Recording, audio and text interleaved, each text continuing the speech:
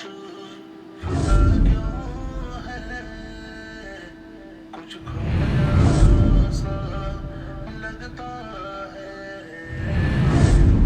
महफिल में उदासी दिल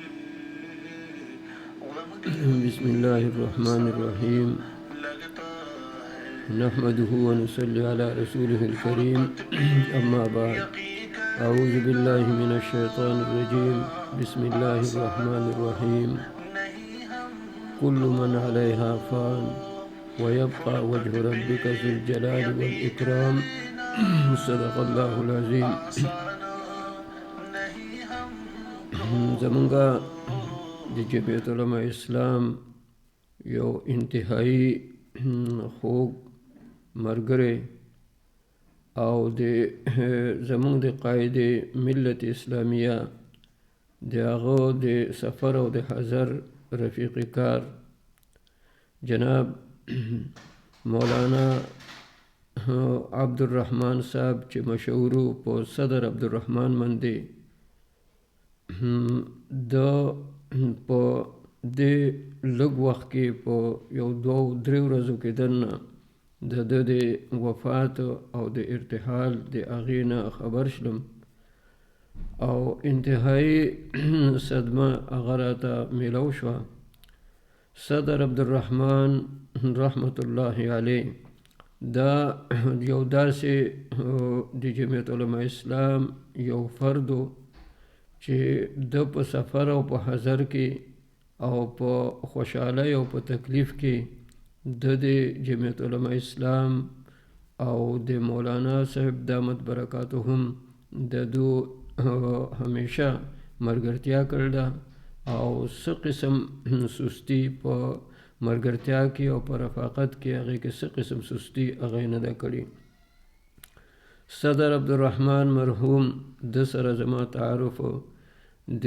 1971 نه شوی دی. هغه وخت کې زما عمر هغه هم کم و، د ما نو عمر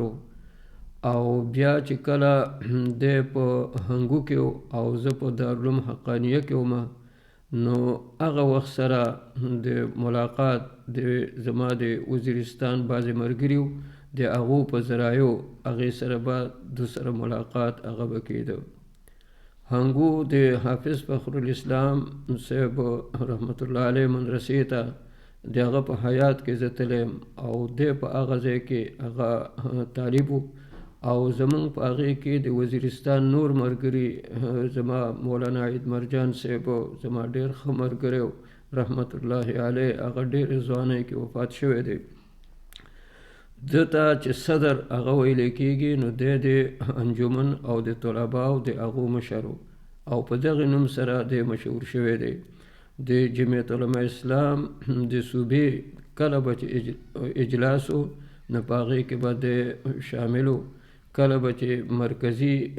اجلاس و په هغې کې به شامل و او په اخري کې د مولانا صاحب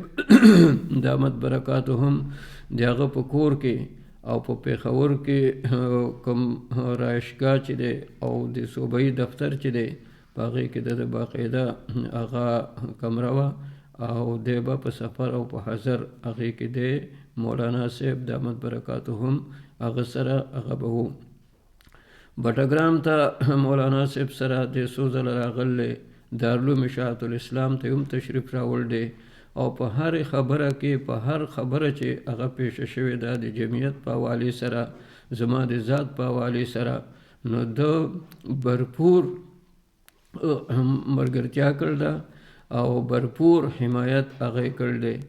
داسې کارکنان، داسې ملګري، داسې مشران د دو د دنیا نه تلل دا یو ډېر لوی صدمه وي او کم خلق چې هغه لاړ شي هغو خو ځان سره خپل نیک اعمال هغه اوسي، هغه بیا په محلاتو کې په جناتو کې په هغې کې د هغو رهایي شي، د هغو خوشحالي وي، د الله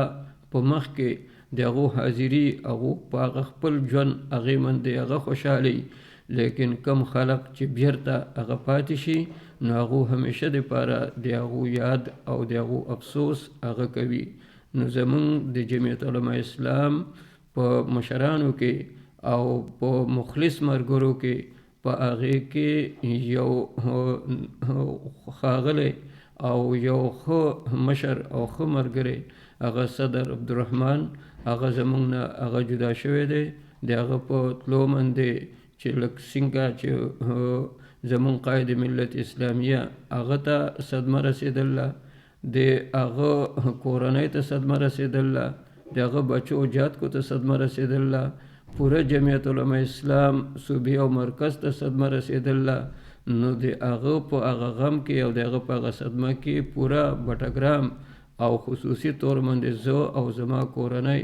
هغې کې شریک دي او دعا به کوو چې الله تعالی زمونږ د جمعیت علماء اسلام د نورو مشرانو د کارکنانو سره سره